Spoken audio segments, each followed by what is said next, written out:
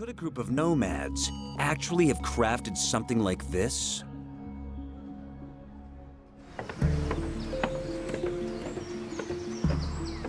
Master craftsman Todd Totoshini wants to understand the processes that the Israelites might have used. He's prepared a set of replica bronze tools. The guys making the Ark of the Covenant, they used their tools and they probably marveled at how wonderful they were. The bronze tools are absolute state-of-the-art to the Israelites. Totoshini has set himself a task, which today would be straightforward, creating a plank. Since the Israelites would not have had saws capable of doing the job, he'll split this log with wedges. I'm giving this hammer a lot of abuse, and the chisel too, and they're working fine.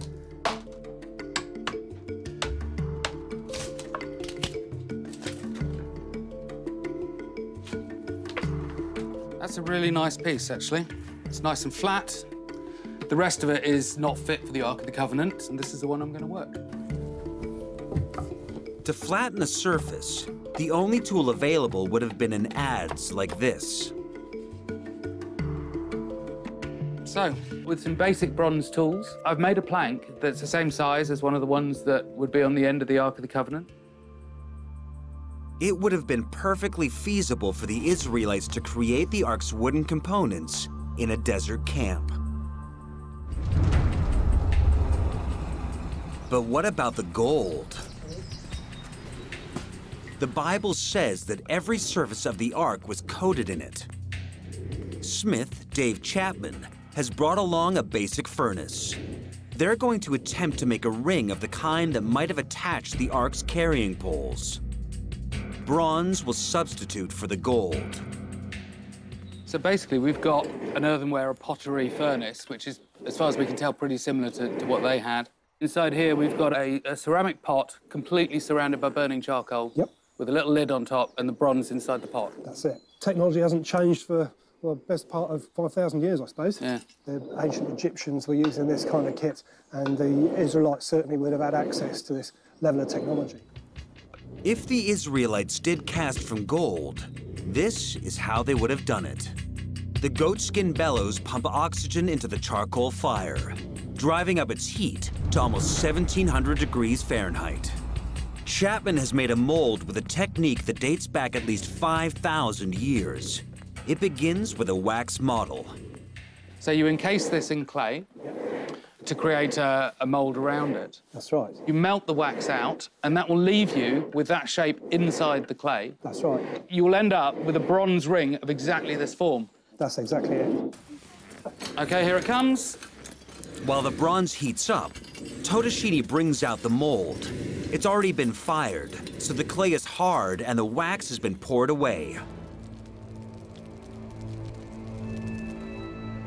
Based on the biblical description, the Ark might have weighed 200 pounds. It's possible that 2/3 of that was gold. Where does a group of wandering ex-slaves get 130 pounds of gold? They had the gold in the tribe there. The Bible talks about them effectively doing a community pool of everybody donating rings and jewellery and so forth. So off the top of my head, a wedding ring is maybe 3 grams. So that's 20,000 wedding rings. Seen this way, the Ark is a national treasure in which every individual has a stake. We're just about coming to 1,000 degrees. So I think we're up to pouring temperature, pretty much. OK, here we go, fingers crossed.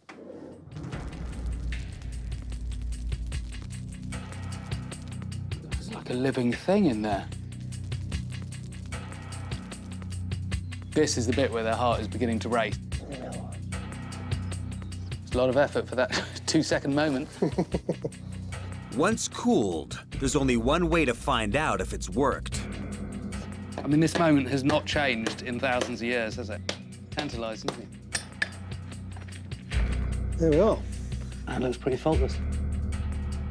For Totoshini, it's clear that even with their limited resources, the Israelites could have made the Ark as it's described in Exodus.